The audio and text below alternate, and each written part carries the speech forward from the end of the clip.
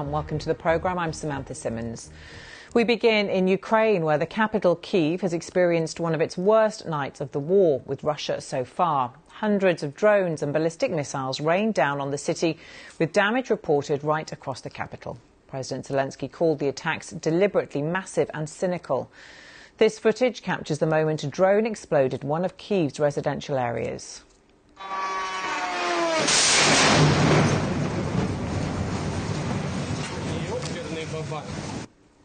Ukraine's Air Force says a record 550 drones and 11 missiles were fired. Dozens of them broke through Ukraine's air defences. The authorities say almost every district of the city was damaged. At least 14 people are reported to have been injured. The attack happened just hours after President Trump spoke to Russia's President Putin on the phone. Mr. Trump told reporters he didn't make any progress towards a ceasefire. We had a call. It was a pretty long call. We talked about a lot of things, including Iran. And we also talked about, as you know, the war with Ukraine. And I'm not happy about that. I'm not happy. No, I didn't make any progress with them today at all. Our diplomatic correspondent Paul Adams is in Kyiv.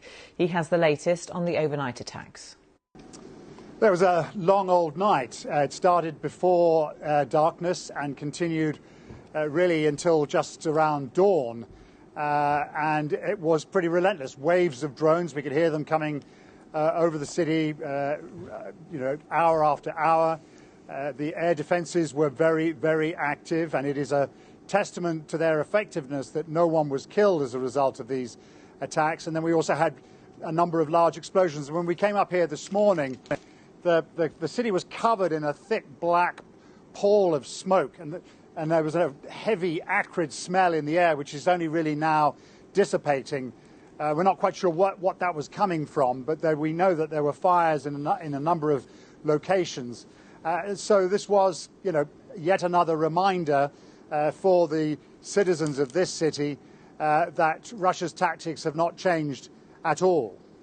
Yeah, and Paul, President Zelensky called the attacks deliberately massive and cynical, and they came just hours after President Trump's call with President Putin, which we heard him say that he didn't make any progress at all. I thought Donald Trump sounded especially bleak about that phone call yesterday. It's hard to gauge Donald Trump's mood and, more importantly, his intentions moving forward. But he did sound as though he'd had enough of his dialogue with Vladimir Putin. Of course, there's going to be a conversation possibly as early as today with Vladimir Zelensky, and President Zelensky's message will be a number of things. One, can you tell me more about this pause in the supply of American military equipment to Ukraine, because the details of that are still very unclear, and also that it is up to you, the United States, to do more to change Russia's behavior. At the end of his statement this morning, President Zelensky said that there have to be more sanctions. This is the only way to bring about real rapid change. And this depends, he said, on our partners, above all the United States. President Zelensky will have seen the reports that far from drawing up new sanctions proposals, the Trump administration actually seems to be letting some of the sanctions slide, with the effect that there's actually less pressure on Russia being brought to bear by the Americans than there was before. Well, just a breaking news line to bring you on this from the Reuters news agency, who are reporting the Polish Foreign Minister Sikorski saying that President Putin is mocking your peace efforts. We can speak now to Christina Katrakis, ambassador of the Foundation for United Nations SDG. She joins us from just outside Kyiv. Christina, welcome to you. And I understand that you fled the capital last night with your child. Tell us what you experienced. Hi, thank you. Well, it was one of the largest combined attacks on the capital, as you know. And the scene was like from Armageddon. Totally apocalyptic. The smog throughout the morning until 11 was just horrid. Prior to the actual attack, Russians sent surveillance drones, so they were circulating over the city. And then right after the conversation with Donald Trump, Putin send the actual full-scale assault of 11 missiles and 550 drones all hitting the capital. Mind you, while some of the drones were Ukrainian forces were able to shut down, the missiles were really hitting direct, and only 2 missiles out of 11 were Ukrainian forces were able to shut down. Their main target was actually Zhuliany Airport, and that's where surveillance drones were over, and that's where the drones and the missiles were concentrated at, and that's a civilian airport in the city.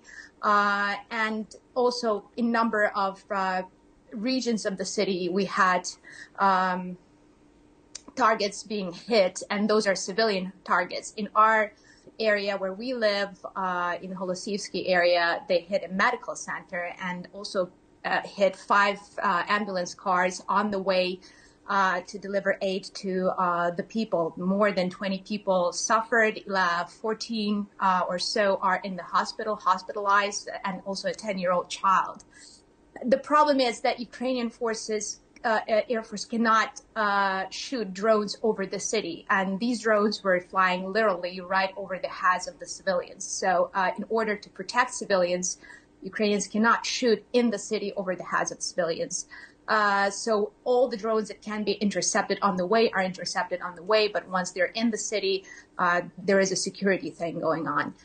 Ukraine needs weapons. Ukraine needs protection to cover and secure the sky. And I'm an American, and I cannot understand why Donald Trump keeps on, waiting for something, not providing some sanctions against U.S. and getting constantly disappointed in Vladimir Putin. I think it's time to, wake up and smell the roses and see that, unlike Ukraine, Russia is not ready for peace, is not ready to negotiate or show its awareness and readiness to change the tactics. So it's high time for Europe and US to wake up. If they think they can hide from this war, they're very much mistaken. There are no such things as borders or oceans to cross in this case. And as I see it, it's heading towards the World War III. I mean, we have previous attack on Kiev with the North Korean